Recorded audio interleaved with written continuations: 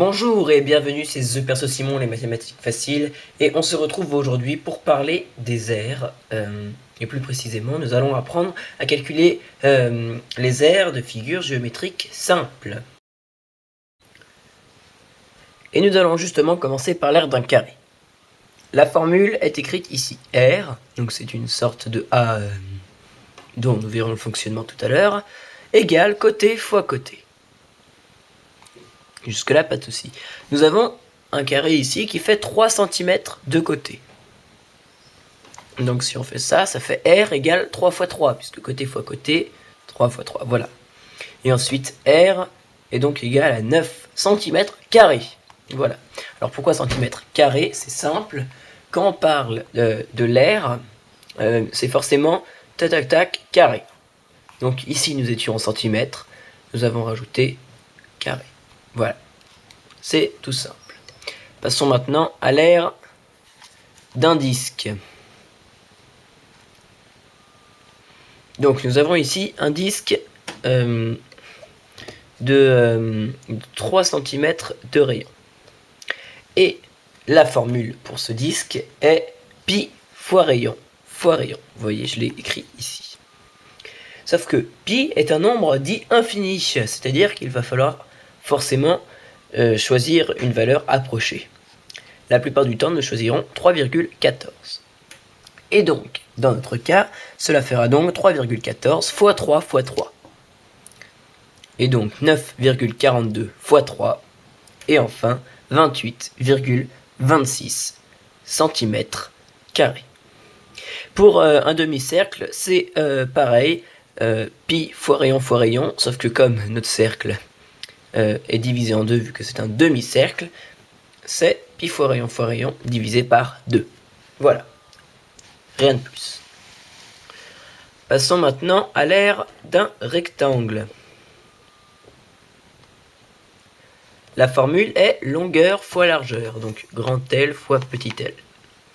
Ici, nous avons un rectangle qui fait 4 cm de longueur et 2 cm de largeur.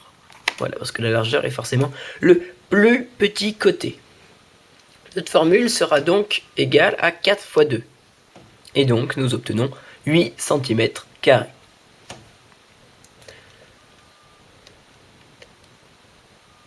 Passons maintenant au parallélogramme, dont la formule est côté fois hauteur. Alors voilà. Ça se complique un petit peu, puisque nous intégrons la notion de hauteur. Alors, oubliez, tout ce qui est en bleu pour l'instant, on ne s'en occupe pas. Nous avons ici choisi le côté qui nous sert de base, donc on utilise celui-là. Parce qu'on a choisi d'utiliser celui-là dans la formule. Et donc pour trouver la hauteur de ce côté, nous avons dû tracer un trait qui est perpendiculaire à notre côté et qui rejoint le côté opposé.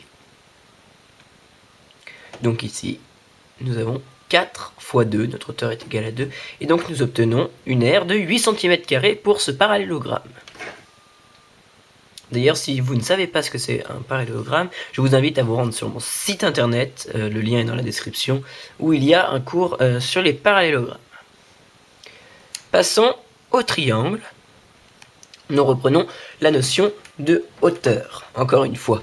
L'aire pour un triangle est côté fois hauteur, donc comme le parallélogramme, mais ici nous divisons par 2 le résultat obtenu. Donc vous voyez, j'ai choisi ce côté-là. Voilà, il fait 4 cm. Et en fait, pour que la figure reste vide, j'ai mis la hauteur à côté. C'est-à-dire que j'ai prolongé ce trait-là. J'ai prolongé le segment du côté. Et j'ai fait partir hauteur perpendiculairement. Donc on dit que c'est une droite hauteur. Voilà, j'aurais pu la faire partir à l'infini. Et enfin, je trace un trait qui est encore une fois perpendiculaire. Vous voyez, ici c'est perpendiculaire. Et là, je trace un trait qui est perpendiculaire et qui doit toucher le sommet. Donc voilà, même si hauteur continuait, voilà ce qui se passe. Et donc, notre hauteur est égale à 3 cm. Cela nous fait donc 4 fois 3 divisé par 2. 12 divisé par 2, qui est donc finalement égal à 6 cm². Voilà. Alors, maintenant que nous avons vu à peu près tout ce qui est possible de voir par rapport aux aires, nous allons parler très rapidement du découpage simple. Alors, le découpage simple, qu'est-ce que c'est? C'est ici, par exemple, nous avons dessiné une maison. On peut appeler ça une maison. Le toit de notre maison est constitué d'un triangle et la base, la base, on peut appeler ça la base, est constituée d'un rectangle. Seulement, à l'aire de notre maison, si on veut calculer toute l'aire de notre maison, il faudra enlever l'aire de ce demi-cercle. Parce que justement, il n'est pas intégré dans notre maison. Notre maison, c'est ça, sans le demi-cercle. Donc c'est simple, c'est très simple.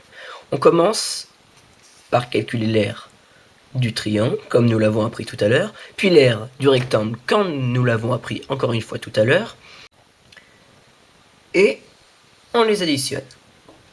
Et on obtient R numéro 3. Et en fait, pour trouver l'aire de notre maison, donc qu'on appellera R final, il suffit de calculer l'aire de notre demi-cercle, donc que l'on peut appeler R4, et donc on fera R3 moins R4. Donc l'aire de notre triangle et de notre rectangle moins l'aire du demi-cercle. Voilà, c'est la fin de cette vidéo, j'espère qu'elle vous aura été utile. Je vous invite à vous rendre sur mon site internet dont le lien est dans la description. Toutes les formules que j'ai énoncées sont aussi dans la description. Merci et à bientôt.